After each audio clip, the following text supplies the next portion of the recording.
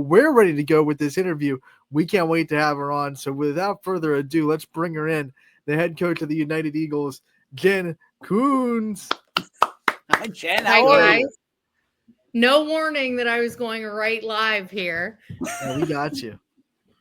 Our apologies. When it's YSN Live, anything can happen. Anything right? goes. Anything goes here. Anything goes. We certainly appreciate you spending some time with us here this afternoon. I know you're crazy busy, especially this time of year. For you, what is the lead up to softball season like? I know some people it's slow and all of a sudden it's a bum rush.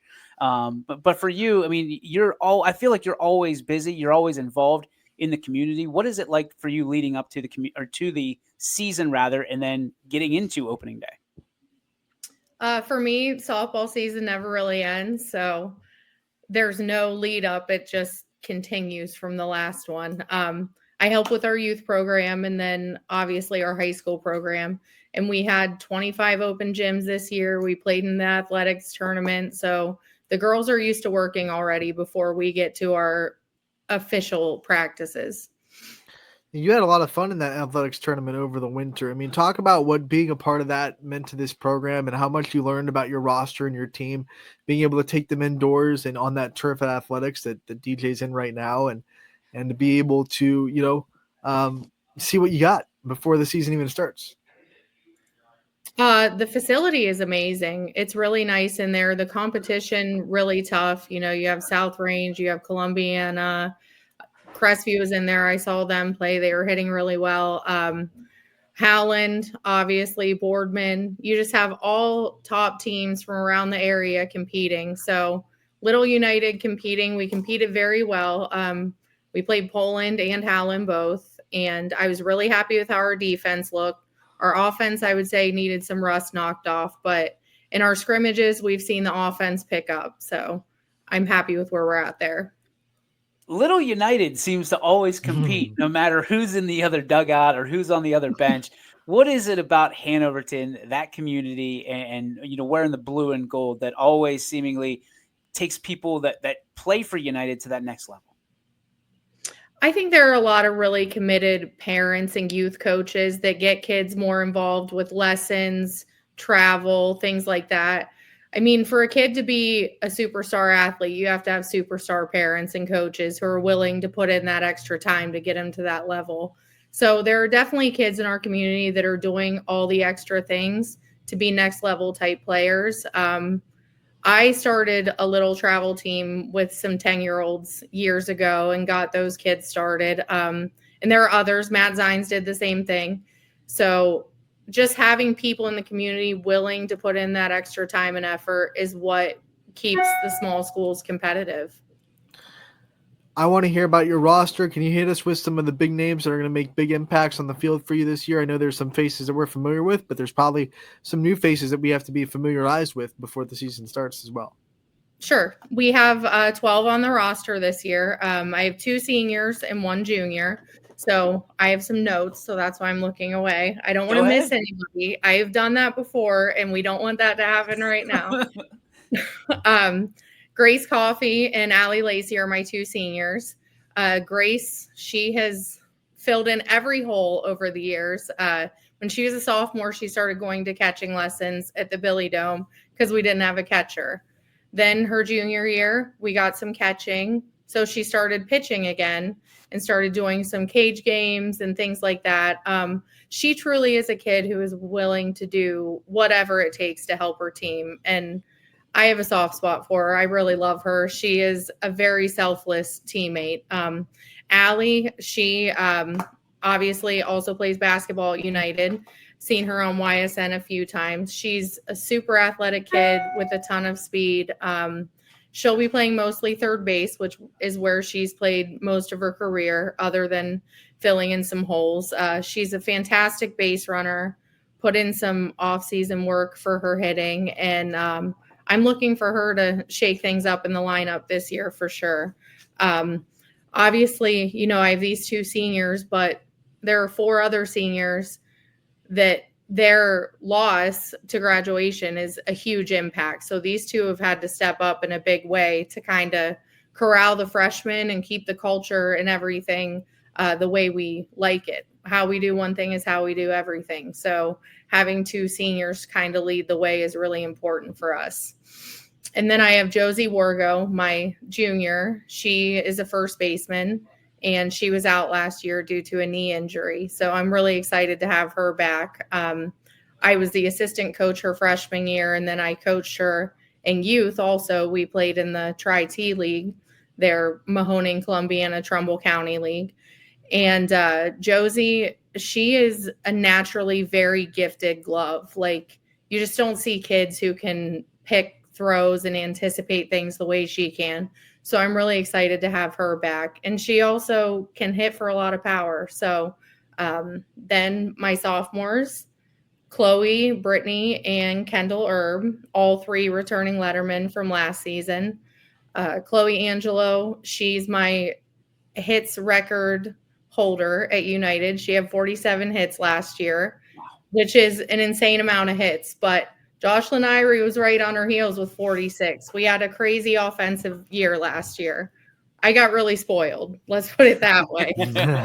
But she's back after an incredible freshman season.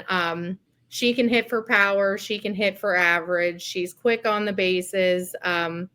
Really good glove, really natural talent. She has a lot of potential. I see her eating up a lot of innings at shortstop and catching. She's a great player, great kid. Brittany Miller, that's my sunshine. We like to call her Brit Barbie. That kid always has a smile on her face. Last year when she came in, she's a left-handed hitter, and Jocelyn took her under her wing and spent some time working on slapping with her, and Brittany took that work very seriously. And I see her continuing to grow in the slapping, and she has a lot of speed. So hopefully she can wreak some havoc on the bases too. She'll play some first base also, and she's a really good outfielder. So I'll see her in the outfield as well. And then Kendall Erb, we call her Kenny. She spent a lot of last season in the DH role as a hitter. She can hit for a ton of power, but this kid has a work ethic like no other. She's a really selfless teammate, and she's always jumping up to help the coaches. She's the first one setting up, first one tearing down, chronically early to everything. And I feel bad when I show up and Kenny's already there, but she's just one of those kids that's super committed and loves to play and loves to compete and loves to do well. So I really want to see her keep working at her hitting. She put a lot of time into lessons, and she can absolutely murder a softball. So I look forward to that growth and probably play some third base and outfield for us as well. And then my freshmen, and there are a lot of them. I have 6 freshmen this year. 4 of those freshmen are kind of all-year players that play travel. 3 of them started out with me on my Slam Force team many years ago. But all of them I've coached through the years at the youth level too, so I know them all really well. The first one I'll talk about is Jillian Dietrich.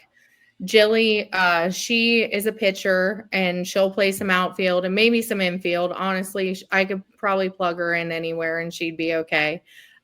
She's put in a lot of work. Like I said, we had 25 open gyms, and a lot of these freshmen were at most of them.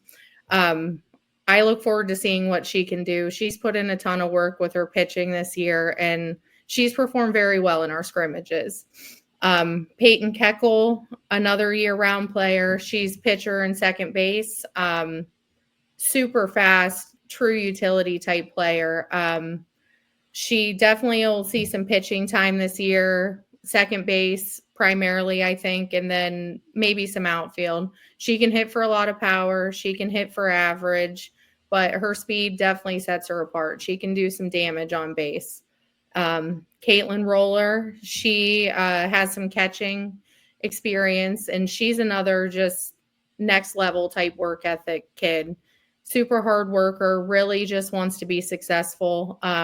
She's a great teammate, put in a ton of work this season, and she has freaky fast hands, like some of the fastest hands I've ever seen in the box ever. I'm really excited to see what happens for her this season because, like I said, when these kids put in a lot of work, you want to see them succeed for sure. And then Miley Pitts, she's a hilarious kid, and she's been funny since she was little. So she definitely lights up the dugout. She's another kid who plays year round. I see her in the outfield and middle infield. Smart player. She can hit for power. She can hit for average. She's been playing travel since she was young, so the experience is definitely there for her. I just look forward to seeing her continued development and see where she contributes. And then Ella Mobley, she joined us later in the off season, decided she wanted to kind of come back to softball after some years off. But she's really put in a lot of work to kind of catch up to other girls who were working. She's really athletic, really fast kid. So the sky's really the limit for her. She has a really natural beat to the ball in the outfield. She can read it really well. So I think if she sticks with it and keeps putting in the work, she can find a lot of success. And the last freshman I'll talk about is Callie Koons. She is a catcher, utility type player. She's pretty polished. She does catching and hitting lessons and spends a lot of off-season time working on her game. So mostly see her at catcher and shortstop this season. Yeah, that's everybody. Seems to be a special group of freshmen you have coming up, especially that last one. If I caught that, I was gonna say if I caught that last name. So I guess my question I always ask coaches that have kind of top heavy or top heavy underclassmen is expectations for seniors. I mean, you've got to be able to, obviously you've got great seniors, 2 great seniors coming in that have to share that leadership component that you're providing and your coaching staff provides. But how do you get the experience factor up and you make them from freshmen, sophomores, and juniors to really veteran players that can really combat this EOAC, which Anthony and I both believe is going to be a great conference in softball this year? Well, it helps when they put in the kind of off-season time I was talking about, play in a tournament like at athletics. Some of them played in that Tri-T league, and I moved them up to the classic division, which was the higher level of competition this year, just to try to get them ready because I knew we have 2 seniors and they would be outnumbered by these freshmen coming in. So it's asking a lot for them to kind of get them to that level that we want them to be at. But 4 of these guys already play all summer. They've seen their opponents in the summer, so I'm not too worried about that. Experience matters, and the varsity level is a little different, but they've all been playing for a long time. So I think if they want to put in the work, they can definitely contribute right away. When you have a roster that's 9 out of 12 underclassmen, do you stop and think about how kind of locked in this roster is going to be for the next couple of years and feel like the program's in a pretty good foothold for the future? I've never thought about that, Anthony. Never once. That's super exciting. You're like, you have 3 upperclassmen. So this is a group that can build together, kind of get used to each other. That's a huge advantage when you have these teams. Like Columbiana has a group of seniors that have all been playing varsity together for 4 years. It's a huge advantage, especially when they're great players. So it's definitely exciting for the future, but I don't want to say they can't do anything yet. I think they're going to be pretty competitive this year. You mentioned the conference a little bit. You talked about Columbiana. I mean, what is it about this conference in particular in softball that is always competitive and anybody can win on any given night? I think you have the small school aspect. Someone could be sick, someone could be injured, and if one person is out, that changes everything on almost any team because our numbers are so limited. But of course, Columbiana, they have girls that have been playing for a long time, very seasoned players, very experienced, very talented group they have there right now. And they have some really good underclassmen too. It's not just the seniors. East Palestine and Leetonia both had teams in that Tri-T conference this year. So they're putting in extra work with kind of that underclassmen age of girl, trying to get them developed. Yeah, there's a lot of talent certainly in the EOAC. What about outside of the EOAC? What are some teams that pop up that you're really excited to, test yourself against and get yourselves ready for that tournament? Well, we're heading to Myrtle Beach actually Saturday. So we could have saved this for then. I could have done my interview on the balcony with you guys. But so we'll play Mayfield, they're D2 in Ohio. We'll play Worthington Christian. We'll play Clay County out of West Virginia. They're also a lot bigger than us. So just trying to play bigger schools and maybe different competition. I want to be careful with scheduling D6s now that our divisions have changed. Like we don't want to see too much of each other before we get to districts. So I'm also playing Carrollton and Beaver Local and Southeast, and I'm sure I'm forgetting some, but trying to just beef up the schedule and play those bigger teams towards district time so that we're more prepared. Jen, my last question for you is: what are your expectations for this team? What do you want your calling card to be? Do you think it'll be the same all year, or do you think this team will grow throughout the year and develop into something different than you see on opening day? I think we'll definitely continue to grow and develop. I still personally have some question marks. They're so young and you don't know where they're going to fill in quite yet. So who we are today is not who we will be when it's time to make that district run. I think they have a lot of lessons to learn still, but they also have worked really hard. And I think that all that hard work will pay off for them. And then, Jen, before we let you go, I want to give you the chance to talk about your coaching staff and the people behind you that make this United program run as smoothly as it does. We know that you don't do it by yourself, and there's people behind you that do a lot of work for you. So give them a shout out and some limelight before we let you go here. Sure. Matt Zines and Stacy Zines are my assistant coaches, which they are obviously familiar names with United Softball. Matt is, I actually made notes on this because I knew you would ask. So let me get to that page. Matt is definitely kind of the expert, I would say. He's really good at creating drills for problems we have. He knows the game really well. And he and Stacy both are really good culture builders. So we try to keep the girls, like I said, how we do one thing is how we do everything. So if we're not doing the little things right, the big things aren't going to be right. And that attention to detail is definitely a big strength of both of theirs.